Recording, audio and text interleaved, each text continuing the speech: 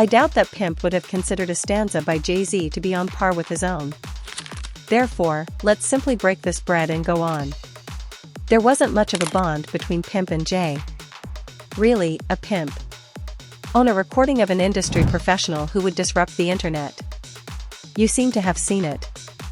Hip-hop fans are now grieving the unexpected passing of popular Port Arthur rapper Pimp C, who was half of the rap trio and was born Chad Butler. UGK and was discovered deceased in a Los Angeles hotel room this morning. His mother believes that he was poisoned, and that a very dubious, odd person was with him when he died away. There is a Bun B person who has finally discussed something that fans have been wondering about for years. Pimp C and Beyoncé's alleged secret video. No one ever knew what was really on the tape or if it even existed, despite the fact that this myth had been around for a while.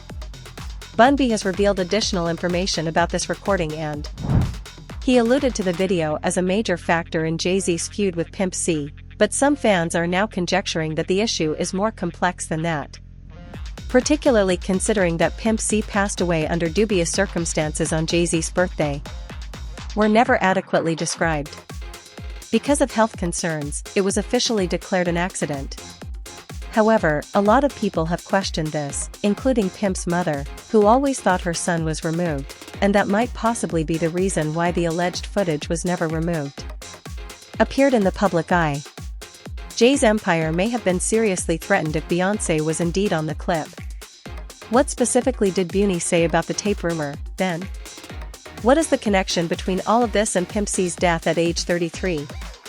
Let's dissect it.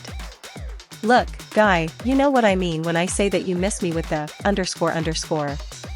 Man, you see me on the street. Your jewelry seems amusing. Hello. Guy, just turn around, guy. Man, we do not want to be in your presence. Everyone is aware of the wild story that has been circulating around a secret recording purportedly involving Beyoncé and the late UGK icon Pimp C. Beyoncé is quite protective of her reputation, so it might be really upsetting if anything like that were to surface, particularly with Pimp C. It's not just about her, however. Additionally, this story raises some new concerns about the conflict between Pimp and Jay-Z. UGK collaborated with Jay-Z on the song Big Pimpin' back in 2000. And you recall the tune was all over the place if you were outdoors at the time. However, the collaboration wasn't as seamless as the finished song suggested. There was apparently a lot of hostility between Pimp C and Jay behind the scenes. According to some accounts, Pimp C wasn't initially attracted to Jay, particularly because of Jay's feud with Tupac, and he wasn't interested in joining any track only for influence. You are aware of the South's devotion to Pac. Hence, Pimp C was not going to overlook Jay and Pac's problems. Dame Dash worked hard to make it happen, according to Greg Taylor, the former manager of UGK, who stated there was a lot of back and forth. Even so, he consented to give UGK $1 million to join the track, check. Money, you would think, would seal the deal. Pimp, however, was unimpressed. Taylor claims that when he informed Pimp about the offer, Pimp recommended that they donate the million to Tupac's mother, who is the mother of Feni Shakur, rather than accepting it. Because, you know, I knelt at the house? I said, hey, I'm thrilled. I have $1 million. This is it. Rockefeller is the shit, they're not. I'm the pimp, and they're __, sparring, so I calmed them down, and once Pimp locked in, he said, wait a minute, Rock, isn't that where Jay-Z is? I said, yeah, but I didn't see the connection, and he said, tell him to give that check to Tupac Mama and give it to him for stealing. Pimpy was on the phone, believing it was just him and his gang chatting, but he went on his quest for me once I let him hear that Tupac. I'm like, what? I placed him on that Pac life point. And you're claiming that Jay heard him say that? Yo. Yes, Jay heard him. He heard him because I had to stand up and apologize for this. Jay-Z was surreptitiously on the line listening in, and he caught all the slurs Pimp was hurling at him. To clean that, _ up quickly because I was like, I didn't realize he was in the room. So when I saw home there, I was like, And I told him that he had to come down and go see them and go talk to mama and, go to lunch with them and go to dinner with them and sit down and. Pimp did, and he had studied music, so it was simply a game. He wouldn't break bread with you if you didn't sit down to supper with him and his mother.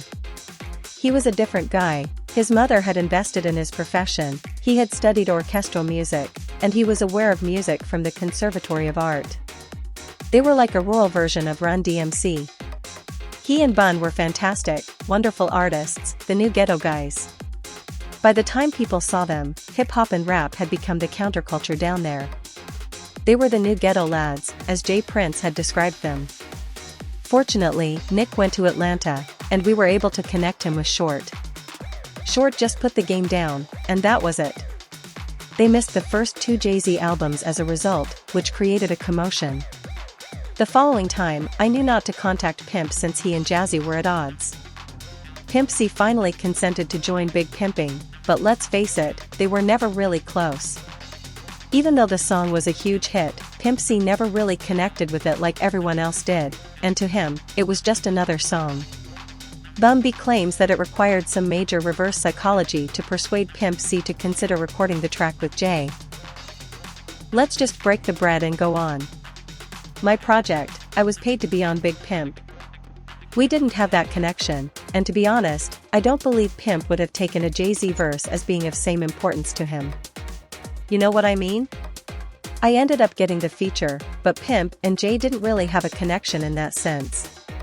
There was a lot of respect for each other, but HOV and I were always closer. You understand? Well, no, it was really simply that we put in a lot of effort to get here, and we're successful now because we're exactly who we've always claimed to be. And dirty, most. You know what I mean? To get that stage and perhaps throw it all away because this guy wants to give you money to perform a verse on a beat that you would never rap to. We've published a highly lauded album, a gold album, and not a single music video. You see what I mean when I say that it felt like a lot, and it took a lot to convince him to reconsider his involvement to the point where I really prefer reverse psychology, so don't do it. We won't do it. I'm just telling you that, __, we won't do it because you don't want to do it. __, it. Don't even work.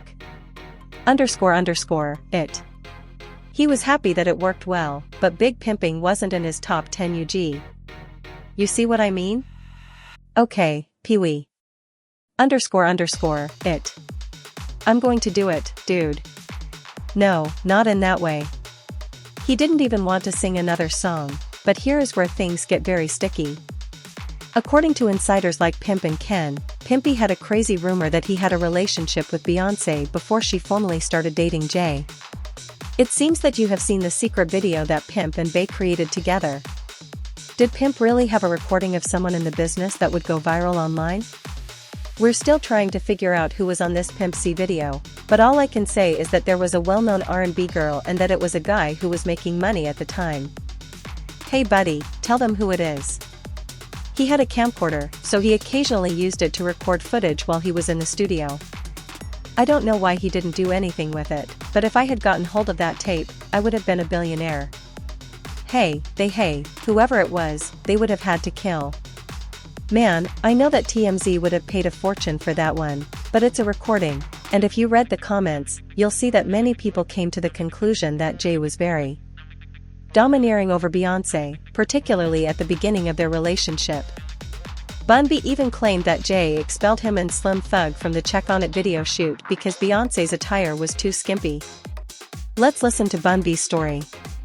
According to him, this occurred during the early days of Jay-Z and Beyoncé's relationship. So, we're on the set, recording the video, and if you look at it, you'll see that there are a lot of tight clothing. It's not like I'm sitting there drooling over another lady since Queen is also there. Jay-Z calls and says, "Yeah, how's the video going?" "It's going well, I see." "Are the men present?" "Yes, they are present. You know, it's them and some of their homies." He's like, "Wait a minute. What's the number of guys there?" She then says, "Oh, I guess there are 9 or 10 guys over there." Now, where are they? As they see her film, they are on the sound stage. What is she wearing? they explain her attire. "Yo, clear the room," he says. I guess Beyoncé gets wind of the call. She comes up and she apologizes. "I'm so sorry you guys had to leave the room, but Jay's not comfortable." And we're like, no, we understand perfectly. Correct? Then there was the reported incident when Jay supposedly had Case's Happily Ever After film with Beyoncé removed from YouTube. The reason why you can't locate Case's Happily Ever After video with Beyoncé is, well, this. Given that Beyoncé was purportedly 17 years old when she appeared in this film, Jay-Z most likely made some phone calls and got the video taken down. You can only imagine how Jay would feel if he discovered Pimp was seeing Beyoncé before he did. That created a secret recording. And here is where it gets even worse. Pimp B passes away unexpectedly on Jay-Z's birthday, just after industry insiders began chatting about the hearsay tape between Beyoncé and Pimp B. Occurred. Pimp B was working on new music and preparing for a two-short show at the Mandarin Hotel in West Hollywood in early December 2007. He was scheduled to return home to Texas on the morning of December 4th, and his wife Chinera and cousin Ed were waiting for him at the airport. Sadly, Pimp was declared dead soon after at the age of 33, and the coroner determined that his death was unintentional. However, when Chinera contacted the hotel to check on him that morning, they discovered him unconscious in his room. Pimp's manager allegedly saw Pimp's body in the hotel room and said the room appeared to have been shot up. "Rick called me on Sunday night or something, claiming a combination of sleep apnea and heavy lean use. Pimp was over my house on Saturday morning, Friday night. He contacted me on Saturday morning, maybe on Sunday night or Monday early, or whatever, and said, 'I have something to share with you.' And I thought, what? And he says, 'Let me confirm. It's accurate, and I will give you a call back.' Something occurred, but I'm still heading to Pimp's hotel. And I asked myself, what took place? He said something like, 'They refused to inform me over the phone. They stated, they tell me face to face. See security when I arrive, I guess.' He stepped inside and found Pimp's corpse, which was still there. He said that Pimp seemed to be lying down in prayer, but it was. Blood was all over the bed as if he had thrown it up, but they believed he had been shot in the head. They were unsure of what had occurred since they saw him kneeling as if he had been praying and the candles were completely burned. He often lit these large, tall candles to help him sleep because I believe he had sleep apnea, so they knew he had likely been dead for a day or something. They also liked that he burned the candle all the way down. Must have been dead for some time. Now, if lean OD was the reason, why would the walls and bed be covered in blood? An OD doesn't often resemble a gunshot wound. DJ Paul then claims that candles were lit because Pimp B had sleep apnea. What exactly does it mean? Candles have nothing to do with sleep apnea, and that's not the full story. Back then, there were rumors that a mysterious lady was with Pimp just before he passed away. Journalist Julia Beverly, who published Pimp B's biography, Sweet Jones, Pimp B's Trill Life Story, stated Pimp B's mother was certain her son was poisoned, but those assertions were swiftly buried. Mom never bought the official explanation and thought he was killed. Well, his mother thinks he was murdered. She essentially explains why she thinks that. Well, I couldn't really, since there is some circumstantial evidence that may lead you to assume that. I had some other professionals go over the autopsy report and other physical evidence, but they weren't able to reach a firm decision about whether there was any foul play or anything like that. However, many people have heard that he passed away from A.